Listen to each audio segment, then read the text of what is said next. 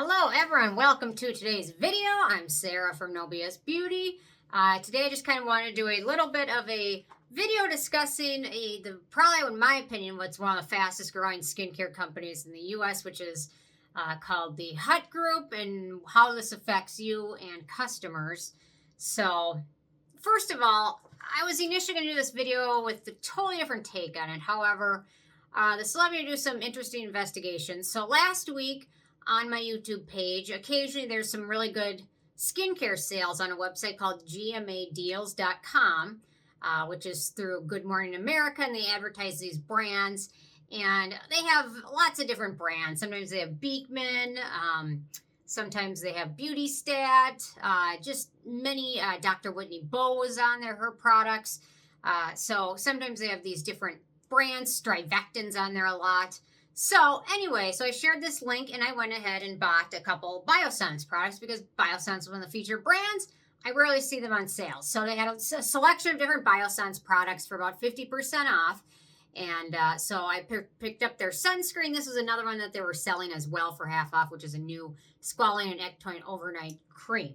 So I ordered it, didn't think anything of it until the other day when I went to check my bank account. And I noticed a charge on there for a certain amount from Paracone MD. And I'm thinking, I know the brand Paracone MD. I've tried their things, whatever, but I don't ever recall purchasing anything from Paracone MD, let alone online, let alone last week. Interesting, strange. Okay, so then I kind of go down the rabbit hole a little bit. Then I start to realize that dollar amount was the same amount that I spent on my Biossance products that I ordered.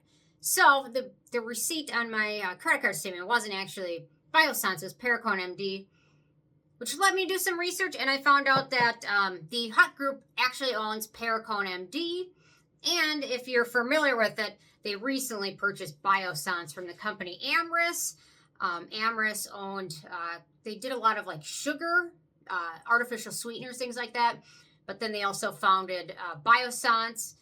Because of their research, they found some nice squalane ingredient that didn't involve killing sharks. They also created the brand Pipette.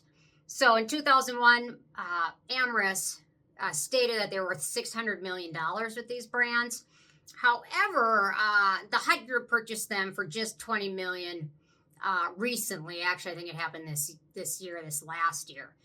So I go back to do some research, and the Hut Group purchased Paracone MD in 2020, and I didn't even realize that happened.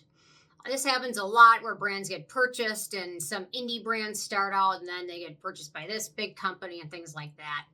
But this was interesting to me because I didn't even realize the Hut Group purchased them. I do remember them purchasing Biossance, and they got probably a steal for that. So I guess the research was them just using Paracone MD's platform or technology to fulfill the order and take the payment. So, and they really got a deal on Biossance. Apparently Biossance, and this is probably true of most brands, they don't actually manufacture their stuff. They have it manufactured elsewhere. This is I always want to start my own skincare brand, but I always wanted to make it myself. It's not super easy. So that's kind of the hang up. That's why it hasn't happened yet. And I don't know. Anyway, so total side note. Okay, so the Hut Group, I'm very familiar with them. They are a big brand or big company. So the Hut Group started out owning a lot of British skincare sites such as Skin Store, Look Fantastic, Feel Unique, and then another one was My Protein. They recently purchased Dermstore from Target Corp. So before that, Dermstore is owned by Target, and I purchased things from them occasionally and had great luck, no issues with that. The Hut Group has desperately been trying to break into the U.S. market. Dermstore was their big first purchase, but that's not where it ends at all. And then the Hut Group also owns several just actual skincare brands. They own Illamasqua, Ico, Espa, Ameliorate, which has some nice scalp products and hair products, Grow Gorgeous, and Mio. And then My Protein was their website. And if you ever signed up for, I think Look Fantastic had a beauty box, or they probably still do. But a lot of times in that beauty box, you'll notice brands that are owned by the Hut Group. So they're kind of using it to market their own stuff. This is how I found out about this brand. But a lot of those brands are featured in. And the Hut Group also, in the more recent past purchased Cult Beauty. So if you purchased from Cult Beauty in the past and had great experience, that might not be the same next time. So more about the Hut Group. So I'm going to talk a little bit about employee experiences and then customer experiences and then a little bit more about the brand. So the Hut Group, they're a big brand. So these are from a few people that work there. Worked at a place bought out by the Hut Group as a system administrator. The people from the Hut Group and the culture itself have been one of the worst experiences in my career. The people that have slotted into managerial positions were a nightmare, arrogant, and unwilling to listen and completely out of their depth. And they mentioned the embodiment of the Peter Principle. I don't know what that is. Some people know. Another one, one of the most toxic places I've ever worked. I wouldn't refer my worst enemy here. Another one, the Hut Group will suck employees' blood like a vampire until they have nothing left. The chances of leaving that place depressed and burned out to the core is extremely high. They will work you like slaves. And then last but not least, I used to work there a long time ago, and my department was known for breaking employees down and rebuilding them. Most toxic workplace I've ever been employed at, low pay, high turnover. And also, these were just some comments posted from them on Reddit, but there's a website called Glassdoor. You can read more from people's thoughts there. So obviously working there is a nightmare. Customer experiences, this is where it gets a little bit more personal because I've been on the receiving end of some of these terrible customer services. And when Dermstore was around, I can't say I have ever had an issue which made me think I never want to purchase from them ever again. But that's not the same owner now. So, okay, so I had a frustrating interaction at Dermstore. Before an international trip, I've ordered various things I would need for travel several weeks in advance. I received a shipping notice, but the tracking never updated beyond stating that the shipper was waiting for the order. Contacted customer service several times, and they maintained that the order had shipped and I would receive it by the promised date. Finally, a week after the promised date, they admitted the order had never been transferred to the shipper. I asked if they could resend with expedited shipping. They refused. I asked if they could place a new order and receive credit for the cost of the expedited shipping, pay for it myself. They refused. They said they would simply resend the existing order with regular shipping. I told them I did not want the order and did not to ship it. They then played up that they were willing to refund me for the order. I never received it as an example of their excellent customer service, and I've never shopped there since. Another comment, I haven't bought from Dermstore in 2 years after terrible customer service. Next one, Dermstore is the worst. They had a great deal on Revitalash. When I put in my car, it won't give me the deal. I went around and around with them, and they told me that Revitalash wasn't part of the sale, even though an email and their own website said it was. Guess I'm glad I'm not the only one that's had a bad experience. And one more. I stopped buying from Dermstore a few years ago after not receiving the correct item. Paid for SkinCeuticals vitamin C. We all know that's close to $200, and got a cleanser in by mistake. Their customer service, I chatted with them, asked if I can mail. Their customer service asked if I may mail the cleanser back at my own expense. No return label was offered. And they called and talked to a person that sorted out. Then their order was not in stock. They had to reach out to them multiple times to get a refill. And then they said they went downhill. I used to order them from them a lot. And then last but not least, they say Dermstore is a GD, nightmare customer service site. I've also tried to leave reviews on the site, but they were all deleted. Escalation is nothing. Canceled my subscription after dealing with them. So that's interesting. So, okay, so my last order at Dermstore, I put it through my debit card. I should use my credit card, but I didn't. And then I realized after putting through my credit card, they charged an international fee because Dermstore now is registered, not in the U.S., it was registered in Europe. So, because in my debit company, it's probably stupid that they did that, and I will never order anything with a debit card again, but anyway, so I wasn't excited to see the fee, especially from what I still thought Dermstore had been registered in the U.S. I didn't realize it wasn't. So, okay, so that was a snafu, whatever. And then I recently purchased something from them, I shouldn't have done it. And I knew their customer service had gone downhill. I knew it, but I still did it anyway, so it's kind of my own fault. I mean, you know what I mean? When somebody screws up or tells you something, and you want to believe it, and you do, but you know they're wrong, and it's not going to work out. Anyway, so this is interesting. So I purchased something from Dermstore, trying to get on sale, and it was a mess, and whatever. I ended up not getting on sale. That's beside the point. But I put the order through. I shouldn't have. Anyway, what I thought was interesting was at the end of placing my order, after it's already put through, Dermstore had a pop-up asking me to donate to them, and they'll donate to the ASPCA. So click this button, we'll give $40 to the ASPCA. And I'm thinking, half the products you sell aren't even cruelty-free. Okay. What, does this make any sense? And then you want me to donate to the ASPCA? I want to donate through directly to myself. But it's interesting because a lot of companies have started doing this now.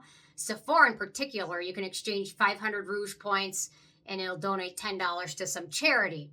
And typically, these companies end up getting your money and being able to use it as a tax write-off. Not all the time. I'm not a tax accountant. I want to say that. You probably love me for that. I'm not a tax accountant. I don't mean to brag. But, so a lot of times these brands, if they add in, if they say, hey, if we collect $5,000, we'll add in $100 and we'll give it to this charity, they then usually a lot of the time can take the tax write-off.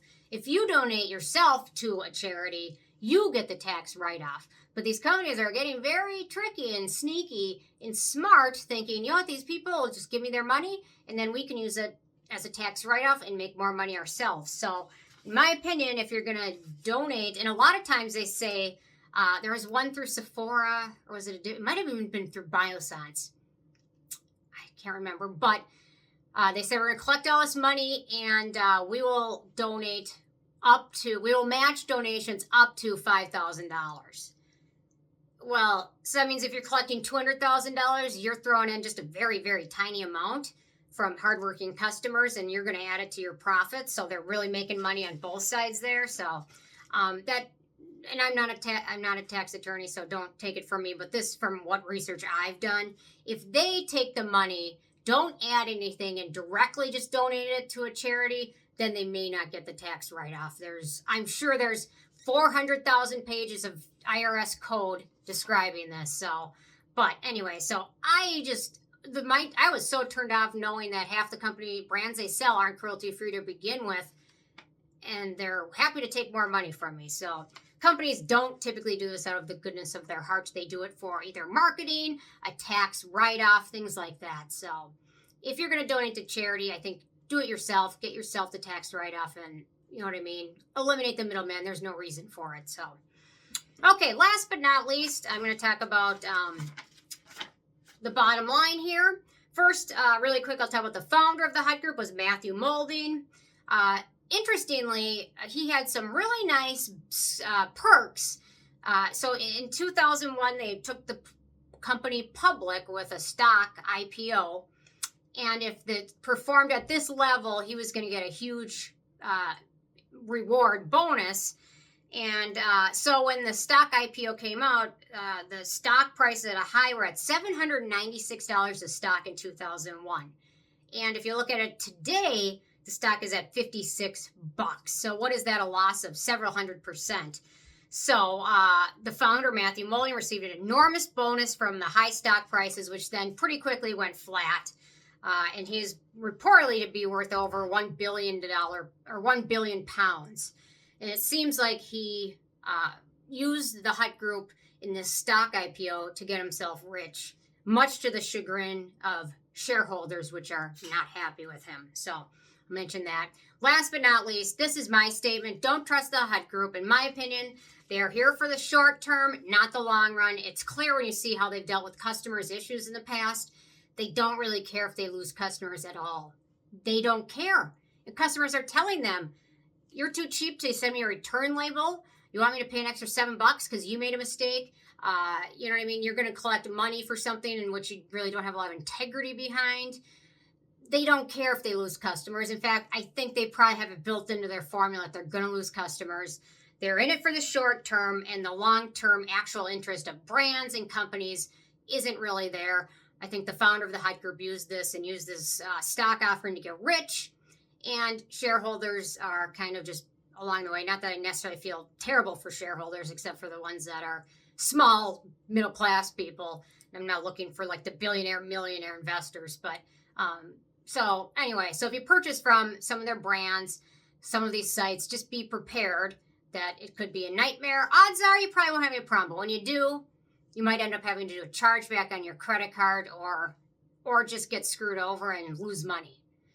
Especially when they make a mistake like that and then don't even own up to it and make you pay the $7 for shipping when they screwed up. They should have just let that person keep the cleanser and sent the vitamin C if they actually cared. But they probably just really don't. So anyway, that's all I got for today. Interested in hearing your guys' thoughts on the HUT group, and any comments you have or experiences you have, absolutely leave them below. And I'll see you guys more tomorrow. Thanks so much. Bye, guys.